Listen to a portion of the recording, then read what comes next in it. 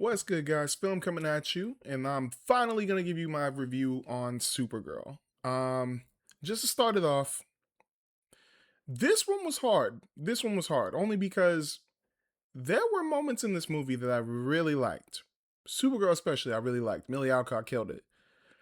Only problem is, I didn't hate the movie, but I did not love the movie. That's what I feel like the biggest complication is. So, Milly Alcock as Supergirl, she was awesome. She was cool. She was very charming in a way, in her own way. Like at the start, I know people were complaining she's like rebellious, very like wild and stuff, but I thought that was cool because she's the exact opposite of Superman. And that's kind of what I wanted in this movie, wanted to see, especially ever since I saw the trailer. I was like, I want to see what is her deal. I want to see what the problem is. We got a little bit out in the trailer too. She's trying to get a sense of home. That's what it felt like with this movie, but I think that's one of the things that was kind of killing it. So, just to give you guys a rough like summary of this movie is about Supergirl spending time away from Metropolis on her birthday kind of week or weekend, just getting away, having a grand old time. And in the middle of that, she's still going through some trauma of losing her home Krypton and trying to get used to change, new things, like trying to find a sense of home in a way.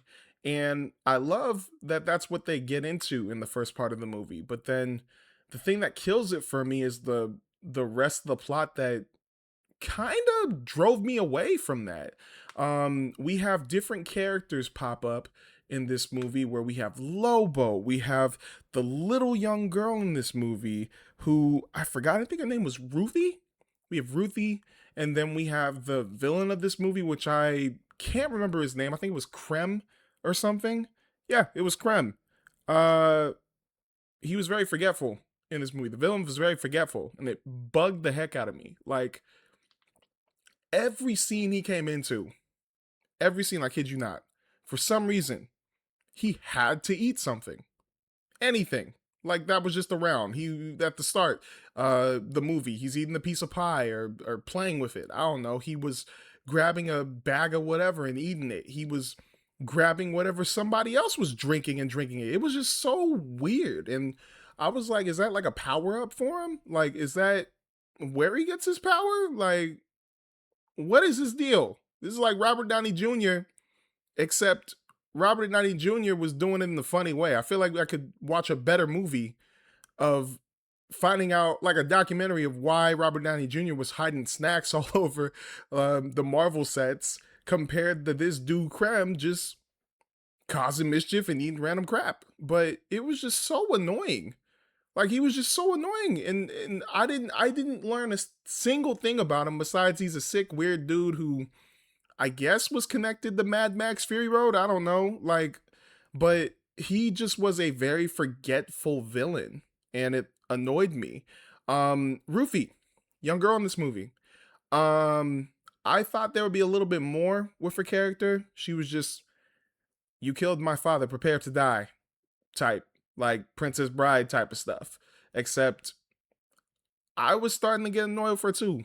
Like, I thought they could have done more with that story. Like the fact that her parents were like these grand weapons or swordsmen, swordswomen who made really good swords. I was like, maybe we could use that a little bit more in their character. I thought there was going to be a cool thing where maybe like her sword gets broken, or maybe she makes a sword or fixes somebody's sword out of the blue and then just goes ham, and like Supergirl's in the background like, wow, she can really blacksmith or something like that.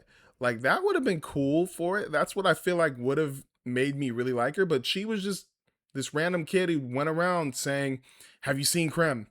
If you do, no, I'm going to be the one who kills him. And I need your help, and I'll give you a sword if you do. And it was like, okay, that's nice, but what else is there with you? Like, I get it, your family died, but I need to know more about you. Like, she was just there to tag along with Johnny. It was kind of annoying. Lobo, He was really cool. I wish he was a little bit more in the movie, but whenever he was there, Jason Momoa, shout out to you. You did a very good job with what you had. But I wasn't. I was kind of disappointed that he wasn't in the rest of the movie. I feel like that would have been a great thing to have him tag along with them per se, and just be causing mischief, annoying the heck out of Supergirl and Ruthie, and maybe even just letting us like. I mean, everybody already likes Lobo. Like, let's be for real. Like, before you even walked into the theater, you probably were like, this guy's gonna be cool. And before I even watch this movie, I'm definitely gonna know he's cool. And then while you're watching the movie, you're like, yep, he's cool. I just wish he was in the rest of the movie. I wish he was. I feel like we've only got maybe seven, maybe 6 or 7 minutes of Lobo in the movie, and that kind of bummed me out. But once again, this isn't his movie. I know I'm getting like a lot of dislikes out the way, but that's because I want to talk about the likes that I have with this movie. Because I know the discourse around this movie is crazy. Like, hella people are hating on it. It's making less money than Morbius and the Marvels, which I think is a joke because it's not that bad of a movie. Like, if I'm being for real, before I get my rating, I would probably watch this movie again. Probably. Only because I really like Milly Alcock as Supergirl. And I want to get into that. I love the way she fights. I really do. I don't care what people are saying. I don't care if it's gonna be like, oh, it's unladylike. I love the fact that she is super aggressive, and I mean, she does hold back at times. I know there were points in the movie where she felt like she was getting nerfed, but she fought very aggressively. And the first scene where we see her fight without her powers because they're on a planet with a red sun, if you don't know, that messes with Superman, Supergirls, any type of Kryptonians' powers. It weakens them, makes them feel human. When she fights in that scene, I was very impressed with how she could fight. I was very impressed that even though she didn't have her powers, she was like, I could take this big dude on. That was cool.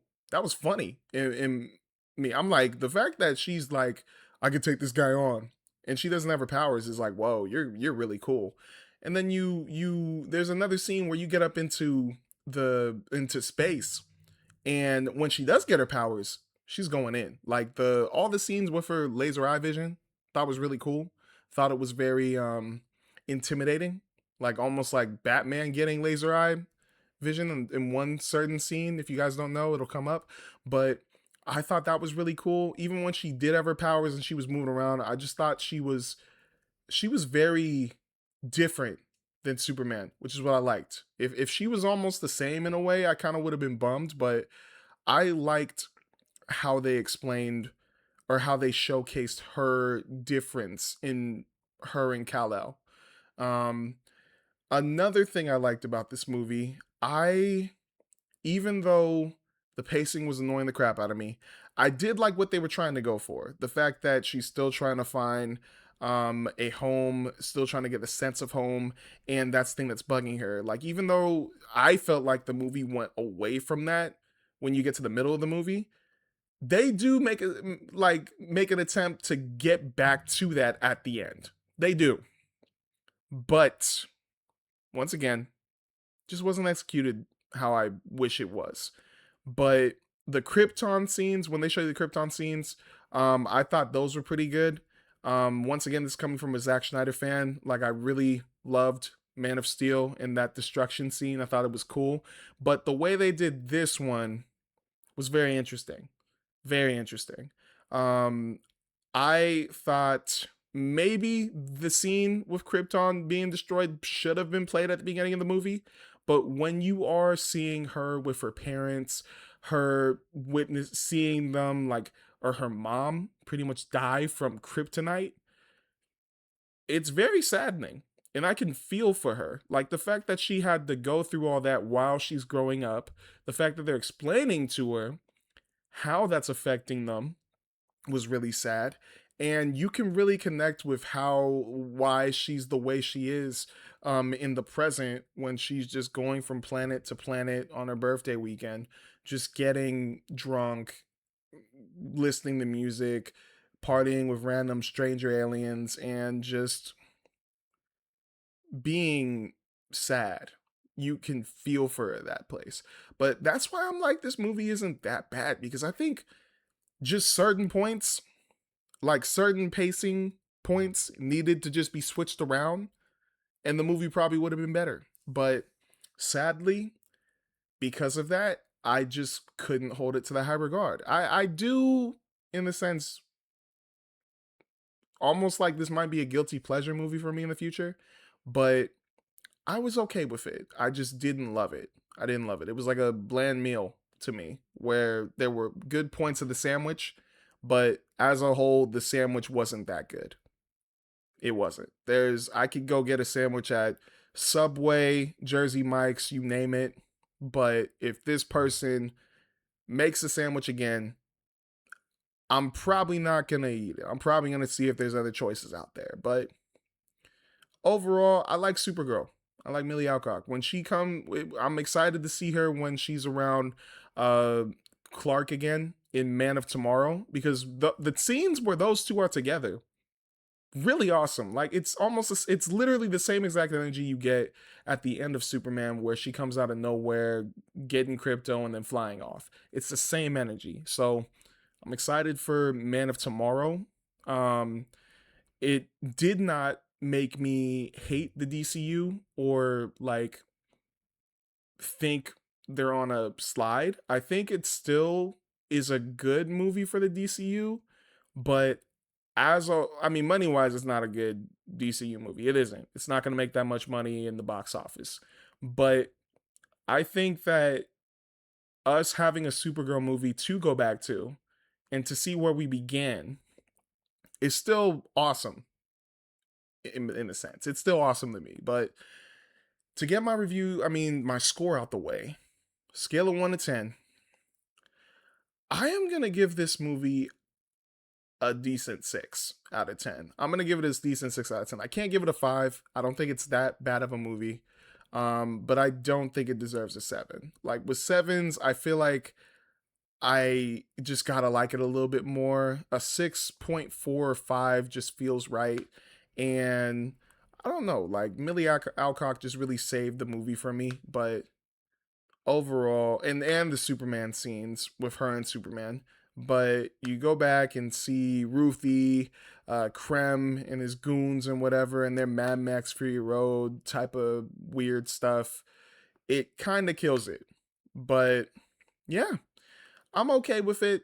I'm just not in love with it. But I want to hear what you guys thought because I know everybody's going crazy about it over the internet, saying some real messed up stuff and everything. But I want to hear, like, for true people who watch the movie and have their actual opinion on it, what did you think? Did you love it? Did you hate it? Did you think it was okay like me? Let me know down below in the comments and make sure to follow Film Pod on Instagram, TikTok, YouTube, and Twitter. Make sure that bell as well. I'm your man Film. Make sure to stay safe, take it easy, and peace, y'all.